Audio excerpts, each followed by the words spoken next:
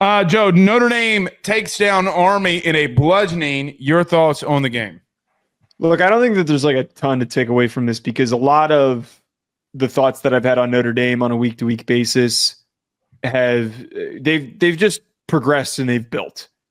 I have said this, and I think most Notre Dame fans are pretty realistic about the outcome of this game. There is a small pocket, and it happens to be the loudest pocket of Notre Dame fans that are trying to act like that this is an impressive ranked win. It's a good win.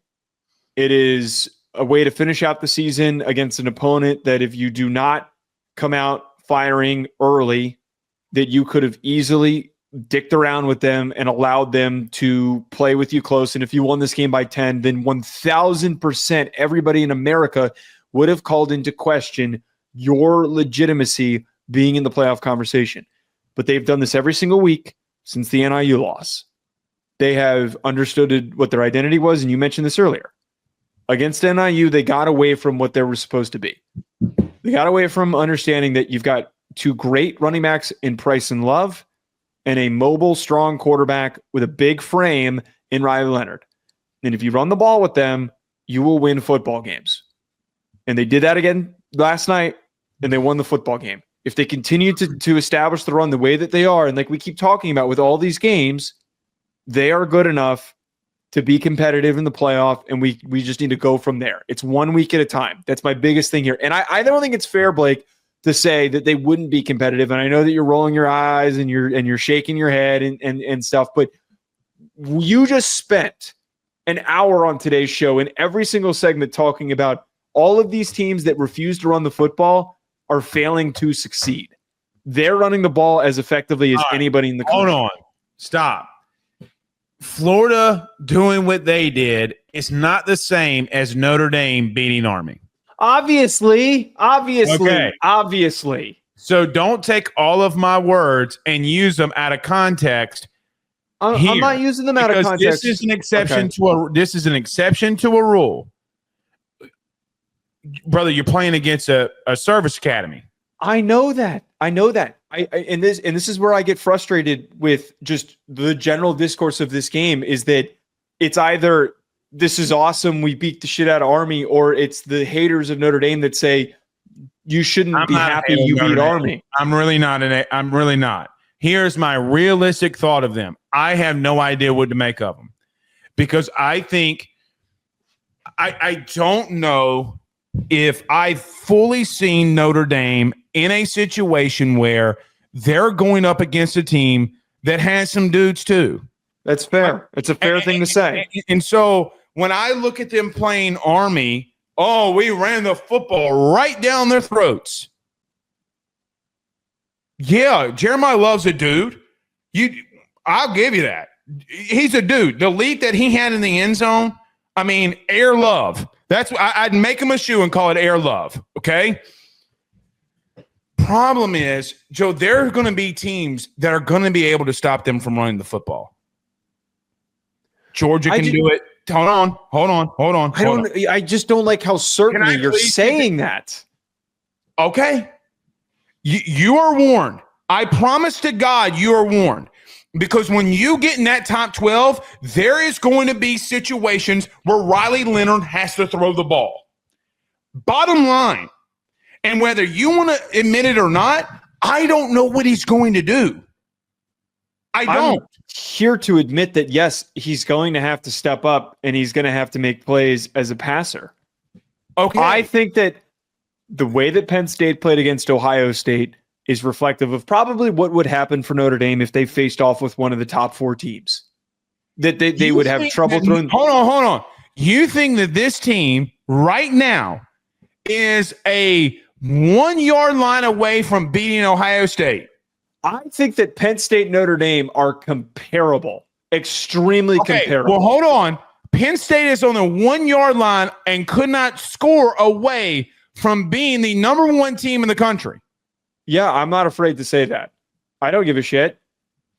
Penn State had Ohio State at home. Ohio State still won the football game because Penn State wasn't good enough to beat them. You talk about me being a homer. There's no hope. There's no hope. Look. You can't. They are so paralleled with the production and the success that Penn State has produced. They have similar roster construction, very similar. Two really good running backs, a mobile quarterback, a creative offensive coordinator, good offensive line play. Their offensive lines are very comparable. The only singular difference that I will give the benefit of the doubt to Penn State is that Notre Dame does not have an Abdul Carter. They've got Howard Cross, who's really good, but he's not as a premier player as Abdul Carter is. That's the only difference. Oh, buddy. I keep coming back to this, and every Notre Dame fan's frustrated. You're gonna get your heart broken. We can't help who we've played. We can't.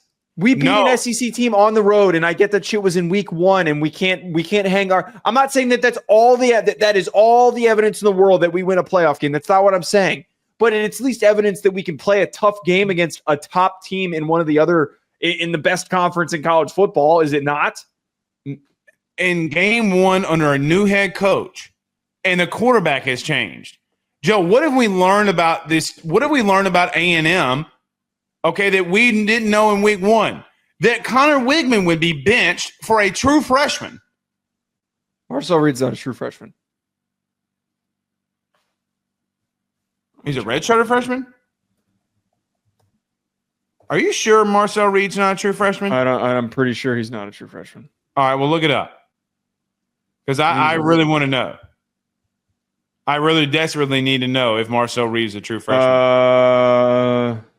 Taking you some time here. No, redshirt freshman. He was here 2023. Okay. Regardless, a redshirt freshman. I have not seen you back in a situation where you played a quarterback in a system and an offense where the quarterback got benched. That's how bad it had been. Okay? So I'm with you. Say whatever you want to say. You have not gone week to week with these teams. I know that there are teams, let's say not stop, let's say contain your running game, because they're going to make Riley Leonard beat them by throwing the football. They're going to put players in the box, and they're going to force you to throw the ball over and over again. And if you think, I mean, Joe, who's the fifth team in the country to you right now? Actually, I don't even know if I can answer that question clearly. Is it Georgia? Yeah, it's probably Georgia.